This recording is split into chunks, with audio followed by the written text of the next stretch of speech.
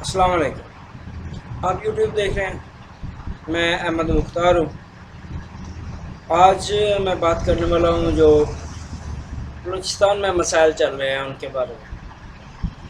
پاکستان کی ریاست کافی کوشش کر رہی ہے، اس کے باوجود جو بلوچستان کے نوجوان ہیں وہ عسکریت پسندی کی جانب مائل ہو۔ تو آج میں بات کرنا چاہ رہا ہوں کہ یہ کیوں ہے۔ فوجی حکام بلوچ نوجوانوں کو کہتے ہیں کہ وہ مثبت سوچ اپنائیں، لیکن جب تک ریاستی ادارے مثبت انداز نہیں اپنائیں گے تو اس وقت تک بہت مشکل پیش آتی رہے گی۔ ہم نے یہ محسوس کیا کہ بہت ساری چیزیں ان کے ہاتھوں سے نکل چکی ہیں۔ بلوچ طالب علم بتاتے ہیں کہ انہیں بعض اوقات سیکورٹی فورسز کے کیمپوں میں بلایا جاتا ہے، انہیں موٹیویٹ کیا جاتا ہے، تاکہ لیپ ٹاپس اور اسکالرشپس بھی تقسیم کی جاتی ہیں، مگر یہ سب ناکافی ثابت ہو رہا ہے۔ پاکستان کے وفاقی اور صوبائی جو حکومت ہے اور سیکورٹی اداروں کی جانب سے صوبہ بلوچستان میں شورش کے خاتمے اور عسکریت پسند گروہوں کی کارروائیوں کو روکنے کے لیے نیشنل ایکشن پلان کے تحت فوجی آپریشنز کے ساتھ ساتھ نوجوانوں کی سوچ کو تبدیل کرنے اور انہیں مرکزی ادارے میں شامل کرنے کے لیے کئی اقدامات کیے جاتے ہیں۔ تو ان اقدامات میں اندازاً ایک دہائی قبل صوبے کی دکانوں اور سٹالز پر بلوچ قوم پرست رہنماؤں کی تصویروں اور قوم پرستی سے متعلق لٹریچر کی نشاندہی کر کے قبضے میں لینا شامل تھا۔ تو کبھی اعلیٰ فوجی حکام کی جانب سے یونیورسٹیوں اور کالجوں میں نوجوانوں سے براہ راست رابطوں کا سلسلہ شروع کرنا شامل ہے۔ اس طرح کی مختلف کوششیں کی گئی ہیں، تاہم بعض تجزیہ کاروں اور مبصرین کی رائے میں گزشتہ 3-4 برسوں سے بلوچستان کے تعلیم یافتہ نوجوانوں میں نہ صرف عسکریت پسندی کی جانب رجحان بڑھا ہے، بلکہ اس دوران جو خودکش حملے کیے گئے ان میں حصہ لینے والوں میں جو زیادہ تر جو بڑی تعداد تھی جدید تعلیمی اداروں سے پڑھے لکھے نوجوانوں پر مشتمل تھی۔ اس کی ایک مثال حال ہی میں کراچی یونیورسٹی کے احاطے میں چینی زبان کے مرکز کی وین پر ہونے والا خودکش دھماکہ ہے، جو کہ شاری بلوچ نامی نوجوان بلوچ خاتون نے کیا۔ یاد رہے کہ اس حملے میں چینی شہریوں سمیت 4 افراد ہلاک ہوئے تھے اور متعدد افراد زخمی بھی ہوئے۔ اس سے چند برس قبل کراچی اسٹاک ایکسچینج حملے میں بھی نوجوان افراد ملوث تھے، تاہم بلوچستان میں شورش کو سرکاری حکام ایک بیرونی سازش قرار دیتے ہیں، اور ان کا کہنا ہے کہ اس کا مقصد پاکستان بشمول بلوچوں کو نقصان پہنچانا ہے۔ بلوچ نوجوانوں کا عسکریت پسندی کی جانب مائل ہونے کے عوامل پر بات کرنے سے قبل یہ جاننا ضروری ہے کہ حکومتی اور سیکورٹی حکام کی جانب سے نوجوانوں کو اس سے دور رکھنے کے لیے کیا اقدامات اٹھائے گئے ہیں۔ تو سب سے پہلے تو ہے کہ سیکورٹی فورسز کا قابل اعتراض لٹریچر اور کتابوں کو ضبط کرنا۔ سن 2013 کے عام انتخابات کے بعد وہ پہلا موقع تھا کہ دارالحکومت کوئٹہ کے علاقے کوئلہ پھاٹک جو ہے اس کے قریب فرنٹیئر کورٹ کے کیمپوں میں صحافیوں کو ایک بریفنگ کے لیے بلایا گیا، لیکن بعض صحافیوں کے لیے سیکورٹی فورسز کی جانب سے اس بریفنگ کا منظر بہت زیادہ حیرانی کا باعث تھا، کیونکہ وہاں ماضی کی طرح نمائش کے لیے اسلحہ و گولہ بارود نہیں تھا، بلکہ اس کے برعکس کتابیں اور لٹریچر وغیرہ رکھا گیا تھا۔ اس بریفنگ کے دوران حکام نے بتایا یہ لٹریچر انہوں نے ایران سے متصل بلوچستان کے ضلع کیچ کے ہیڈ کوارٹر تربت سے برآمد کیا ہے۔ کوئلہ پھاٹک جو ہے اس کے ساتھ KFC کے کیمپ میں جو ٹینٹ بالکل اس طرح لگے ہوئے ہیں جس طرح ایسے قبل اسلحہ وغیرہ کی نمائش کے لیے لگائے جاتے تھے، لیکن وہاں میز پر اسلحہ اور گولہ بارود نہیں بلکہ کتابیں، میگزین، پمفلٹ اور ماہنامے رکھے گئے تھے۔ ان کتابوں اور لٹریچر کے بارے میں بریفنگ کے لیے FC کے افسر محمد اعظم وہاں موجود تھے، جو کہ اس وقت لیفٹیننٹ کرنل کے عہدے پر فائز تھے۔ انہوں نے BBC اور مختلف باقی نمائندوں کو بتایا ان کتابوں اور لٹریچر کو عطا عطا شاد ڈگری کالج سمیت عطا شاد ڈگری کالج جو ہے اس سمیت 2 مقامات سے چھاپوں کے دوران برآمد کیا گیا ہے۔ تو ان پمفلٹ میں ان میں جو پمفلٹ تھے، ماہنامے کچھ تھے اور میگزین وغیرہ، زیادہ تر قوم پرست طلباء تنظیم بلوچ اسٹوڈنٹ آرگنائزیشن BSO کے مختلف گروہوں کے تھے، جن میں مبینہ طور پر بلوچوں پر مظالم سے متعلق مواد شامل تھا، جبکہ کتابوں میں بعض مختلف قوم پرستوں اور سینکڑوں مصنفین کی کتابیں تھیں۔ ان میں کچھ بلوچ قوم پرست تحریکوں کے متعلق تھی، جبکہ ان میں سے کچھ کے مصنفین بھی بلوچ قوم پرست ہی تھے۔ تو اس کے علاوہ ایک جو کام کیا گیا تھا سیکورٹی فورسز اور اعلیٰ حکام کی جانب سے، وہ یہ تھا کہ اعلیٰ فوجی حکام جو تھے وہ یونیورسٹیوں اور کالجوں میں نوجوان جو طلباء ہیں ان سے رابطے انہوں نے قائم کیے۔ ماضی میں بلوچستان میں کالجز اور یونیورسٹیز میں بلوچ اور پشتون قوم پرست تنظیموں کی گرفت سب سے زیادہ مضبوط تھی، جس کے بعد سرکاری حکام کے لیے یہ مشکل تھا کہ وہ ان تعلیمی اداروں میں جا کر نوجوانوں سے براہ راست رابطہ کریں۔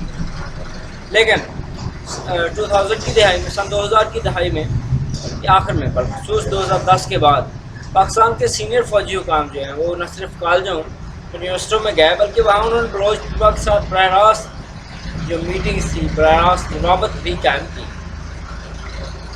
تو ان فوجی حکام سے ہونے والی نشستیں جو تھیں ان میں طلباء کا کیا کہنا تھا، اس کے بارے میں بھی بات کرنی چاہیے۔ تو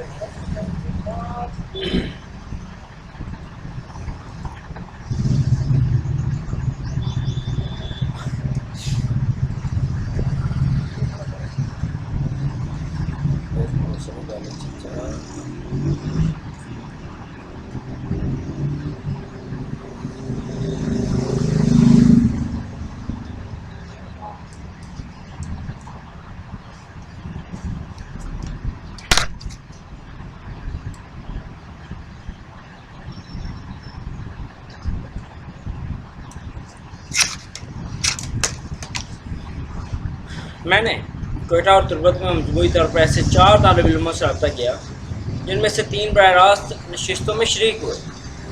ان میں بلوچستان یونیورسٹی کے طالب علم محمد خان نے بتایا کہ انہوں نے 2 ایسی نشستوں میں شرکت کی جو ایوب اسٹیڈیم اور یونیورسٹی آف بلوچستان میں منعقد کی گئی تھی۔ ان کا کہنا تھا کہ ان دونوں نشستوں میں کوئٹہ میں پاکستانی فوج کے 12 کور کے 12 کور کے 2 سابق کمانڈروں نے شرکت کی تھی۔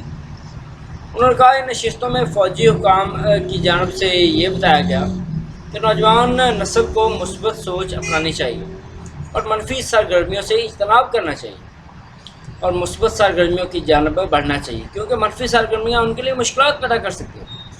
ان کے ساتھ ساتھ اس بات پر بھی زور دیا گیا کہ نوجوان اس چیز یا واقعے کے ایک پہلو کو دیکھ کر رائے قائم نہ کریں، بلکہ ایک بہتر رائے قائم کرنے کے لیے اس کے تمام پہلوؤں کا جائزہ لیں۔ تربت یونیورسٹی کے جن 2 طالب علموں نے ایسی نشستوں میں شرکت کی تھی، انہوں نے نام ظاہر نہ کرنے کی شرط پر بتایا کہ یونیورسٹی کے علاوہ سیکورٹی فورسز کے کیمپ میں بھی اس طرح کی نشستوں کا اہتمام ہوتا رہتا۔ ان میں سے ایک طالب علم نے یہ دعویٰ کیا کہ تربت یونیورسٹی میں جس سیشن میں وہ شریک تھے اس میں بلوچستان میں 12 کور کے موجودہ کمانڈر لیفٹیننٹ جنرل سرفراز علی آئے تھے۔ ان کا کہنا تھا کہ اس سیشن میں زیادہ تر روایتی باتیں ہوئی اور یہ بتایا گیا کہ یہ ملک سب کا ہے، نوجوانوں کو تعلیم اور اپنی صلاحیتوں کو بڑھانے کی جانب توجہ دینی چاہیے۔ اس طالب علم نے شکایتی لہجہ اپناتے ہوئے کہا کہ 75 سال سے یہی باتیں کی جا رہی ہیں، ہماری بھی یہی خواہش ہے کہ تعلیم حاصل کریں، اچھی جابس کریں، لیکن یہاں سرکاری تعلیمی اداروں کی جو صورتحال ہے وہ کیا ہے، وہ سب کے سامنے ہے۔ جو اس نے شکایتی انداز میں کہا، انہوں نے بتایا کہ ان نشستوں میں یہ بھی کہا گیا کہ نوجوانوں کو ملک کی ترقی کے لیے کام کرنا چاہیے، لیکن ہم محسوس کرتے ہیں کہ وہ ہمارا ڈیٹا اکٹھا کریں۔ جس طالب علم کا کہنا تھا وہ ہمیں مختلف نظروں سے دیکھتے ہیں، یہی وجہ ہے کہ کئی طالب علموں کو لاپتہ بھی کیا گیا۔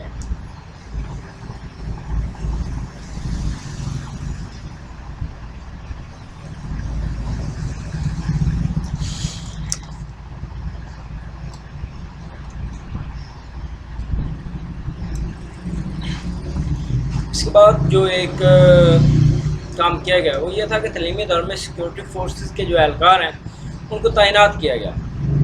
کوئٹہ شہر کے سب سے بڑی جامعہ بلوچستان یونیورسٹی پہلا تعلیمی ادارہ تھا جس میں سن 2000 کے بعد سب سے پہلے کیمپس بیس کور کے نام سے الگ پولیس فورس تشکیل دی گئی، بلکہ اس کے بعد اس فورس میں فرنٹیئر کور کے اہلکاروں کی بھاری تعداد میں تعیناتیاں ہوئیں۔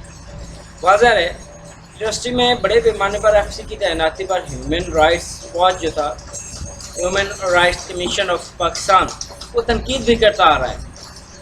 مگر ان تعیناتوں کی وجہ کیا تھی؟ اس کی ضرورت کیوں پیش ہے؟ اس صورتحال کی وجہ کیا تھی؟ کچھ تو اس کے پیچھے تھا نا جس وجہ سے یہ کیا گیا حکومت کی جانب سے۔ اس سوال پر سینئر تجزیہ کار شہزادہ ذوالفقار کا کہنا ہے کہ یونیورسٹی آف بلوچستان بلوچ اور پشتون قوم پرست طلباء تنظیموں کا نہ صرف گڑھ رہا ہے بلکہ اس کا قوم پرست سیاسی تنظیموں کو قیادت فراہم کرنے میں بھی اہم کردار ہے۔ اس وجہ سے اس یونیورسٹی میں سب سے پہلے یہ کام کیا گیا۔ تو بلوچستان میں سورش جو ہے اس پر سرکاری اور سیکورٹی حکام کا بھی ایک اپنا موقف ہے۔ وہ کیا کہتے ہیں؟ بلوچستان میں سورش کو سرکاری حکام ایک بیرونی سازش قرار دیتے ہیں۔ ان کا کہنا ہے کہ اس کا مقصد پاکستان کے ساتھ بلوچوں کو نقصان پہنچانا ہے۔ حکام کا یہ بھی کہنا ہے کہ بلوچستان میں سیکورٹی فورسز جو اقدامات کر رہی ہیں وہ قیام امن کے لیے ہیں، جو کہ لوگوں کے جان و مال کی حفاظت کے لیے ضروری ہیں۔